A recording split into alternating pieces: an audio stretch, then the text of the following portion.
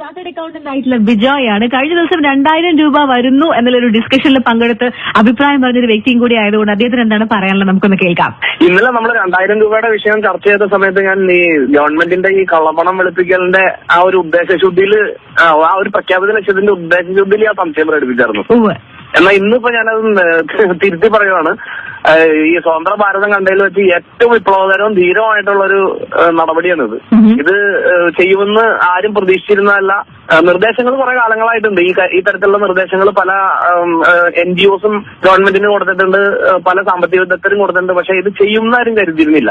അപ്പൊ ഇത് വളരെ 78 മൊറാർജി ദേശായി ഇത് ചെയ്തിട്ടുണ്ട്. പക്ഷെ അതിന് ഇത്രയും വൈഡായിട്ടുള്ളൊരു ഇത് ഉണ്ടാവില്ല. കാരണം എന്താണെന്ന് വെച്ചാൽ അന്ന് ജനസംഖ്യയുടെ ഒരു 1/5 ആൾക്കാർക്കായിരിക്കും ഇത്രയും ഇത് ബാധിക്കുന്നത്. പക്ഷെ ഇപ്പൊ ശരിക്കും പറഞ്ഞാൽ ഒരു 5 ആൾക്കാർ ഇത് ബാധിക്കാത്തേ ഉണ്ടാവുള്ളൂ. അപ്പൊ അതുകൊണ്ട് ഇത് വളരെ ധീരമായ ഗവൺമെന്റ് നടപടിയാണ്.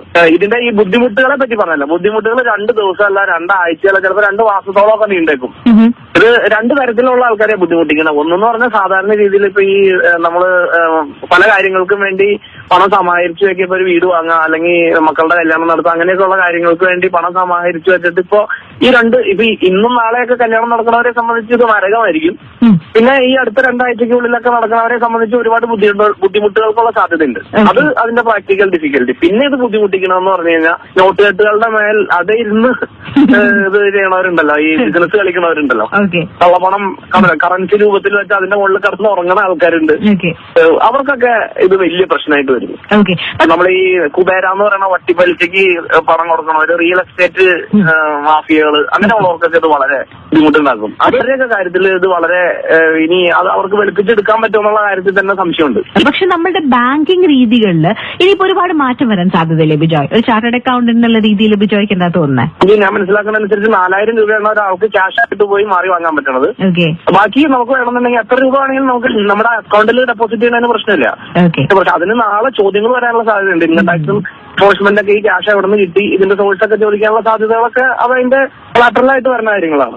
പക്ഷെ എനിക്ക് തോന്നുന്നത് ഇനി വരുന്ന ഒരു ദിവസങ്ങളിൽ നമ്മൾ കാണാൻ പോകുന്ന ഒരു ട്രെൻഡ് എന്ന് പറയുന്നത് ഓൺലൈൻ ട്രാൻസാക്ഷൻ കൂടാനും ഒപ്പം തന്നെ ATMൽ നിന്നുള്ള വിഡ്രോവൽ അങ്ങനത്തെ ഒരു പരിപാടി കുറച്ച് കുറഞ്ഞിട്ട് വീണ്ടും നമ്മുടെ ബാങ്കിനെ ആശ്രയിക്കുന്ന ഒരു അവസ്ഥയിലേക്ക് വരാൻ സാധ്യതയുണ്ടെന്ന് പ്രാക്ടിക്കലി ATMകളിലും കൃത്യമായ ഒരു ധാരണ വന്നിട്ടില്ലല്ലോ. ഇപ്പൊ ഇന്നിപ്പോ ATM ക്ലോസ് ചെയ്തേക്കാണ്. നാളെ മുതൽ ATMൽ എത്ര രൂപ റിലീസ് ചെയ്യാം എന്നുള്ളതിനെ പറ്റി അത് രണ്ട് പ്രശ്നങ്ങളാണ്. ഒന്ന്, ഈ ഫണ്ടിന്റെ ഈസി അവൈലബിലിറ്റി ഒഴിവാക്കുക എന്നുള്ളതാണ് ഒന്നാമത്തെ. രണ്ടാമത്തെ, ഇത് നോട്ടിന്റെ സ്റ്റോക്കിന് ഷോർട്ടേജ് ഉണ്ടാവും. കാരണം പുതിയ നോട്ടുകൾ ഇഷ്യൂ ചെയ്യാന്ന് പറഞ്ഞു കഴിഞ്ഞാൽ പ്രാക്ടിക്കലി അതിന് ബുദ്ധിമുട്ടുണ്ട്. കാരണം പുതിയ നോട്ടുകൾ എനിക്ക് തോന്നുന്നത് 1000 കംപ്ലീറ്റ് ആയിട്ട് വിഡ്രോ ചെയ്തു. 500ഉം 2000 പുതിയതാണ്, 500ഉം പുതിയ ടൈപ്പ് നോട്ടുകൾ വന്ന് ഫില്ല് ചെയ്യണം. പിന്നെ 100 നോട്ട് ചെയ്യാവുന്ന ATM മെഷീനുകൾ ഇപ്പൊ പുതിയ സീരീസിൽ കുറവാണ്. പിന്നെ എനിക്ക് തോന്നുന്നത് നോട്ടിന്റെ സ്പെസിഫിക്കേഷൻസ്, ഈ സൈസ്, ഡയമെൻഷൻസ് വ്യത്യാസമുണ്ട്. പുതിയ നോട്ടുകൾ പഴയ നോട്ടുകളെ അപേക്ഷിച്ച് നീളവും വീതിയും വ്യത്യാസമുണ്ട്. അപ്പോ ചില ATM മെഷീനുകളിൽ അതിന്റെ കമ്പാറ്റിബിലിറ്റി ഇഷ്യൂസ് ഉണ്ടോന്ന് എനിക്ക് ഉറപ്പില്ല. അങ്ങനത്തെ സാധ്യതകൾ, അങ്ങനെ പ്രാക്ടിക്കലി ഒരുപാട് ബുദ്ധിമുട്ടുകൾ ഇതിനുണ്ട്.